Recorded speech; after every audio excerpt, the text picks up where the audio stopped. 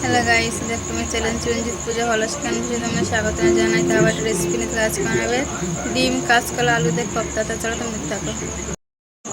আমি আজকে কাঁচকলা দিয়ে ডিম দিয়ে আলু দিয়ে কোপ্তা বানাবো অন্য ধরনের। তা আমি কাঁচকলাটা ছাড়িয়ে নিচ্ছি, নিয়ে সিদ্ধ করে নেবো। এখানে দুটো আলু নিয়েছি, দুটো ডিম নিয়েছি, দুটো কাঁচকলা নিয়েছি। তা কাঁচকলাগুলো আমি কেটে ছাড়িয়ে নিচ্ছি।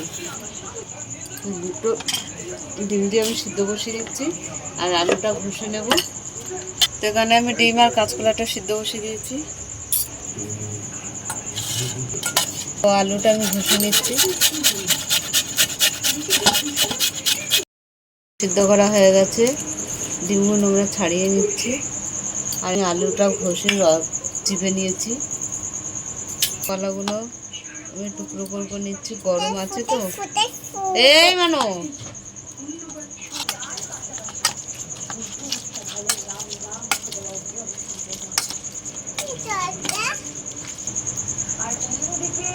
ডিমগুলো আমি পিস করে দিচ্ছি।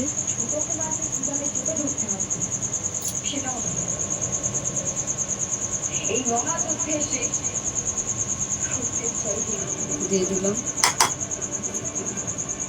মিশিয়ে নিচ্ছি।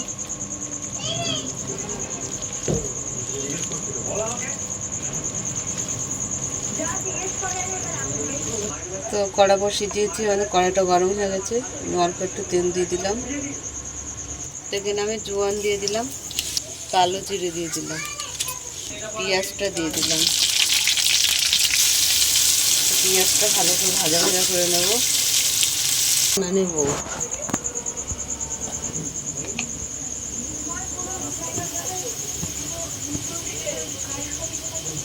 মতন নুন দিয়ে দিলাম। এখানে আদা রসুন দিয়ে দিলাম।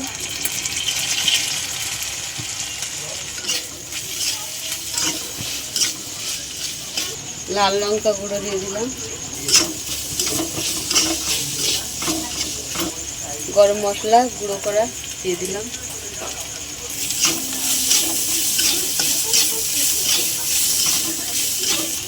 এখানে আলু, কাঁচকলা, ডিম ভালো করে কষিয়ে নেব।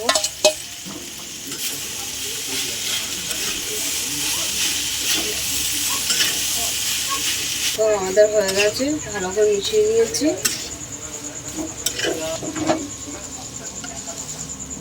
ডিম ভেঙে নিলাম আমি।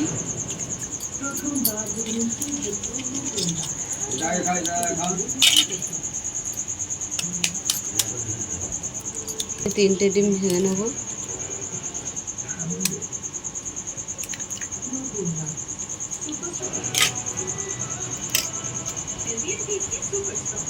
যেরকম ভিজিল চপ বানাই ওইভাবে আমি বানিয়ে নিচ্ছি কোপ্তাগুলো। এরকম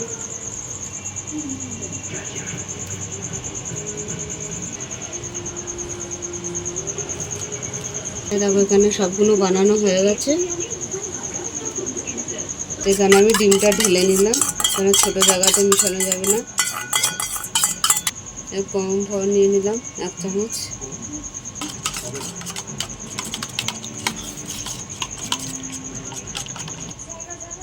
আমি ডিমের মধ্যে নিয়ে বিস্কুটের গুঁড়ো ভালো করে মাখিয়ে নেব। আরও 1 কোট দিয়ে দিলাম, ডবল কোট দেব।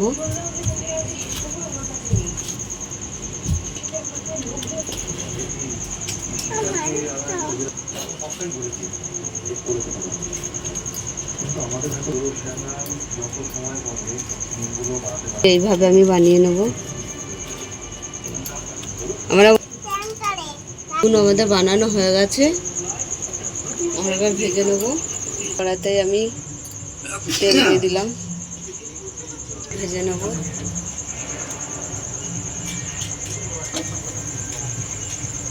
তিনটে ভেজে নেব।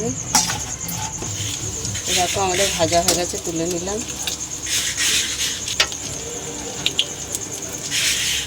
একে একে ভেজে নেব। সবগুলো ভাজা হয়ে গেছে, তুলে নিলাম।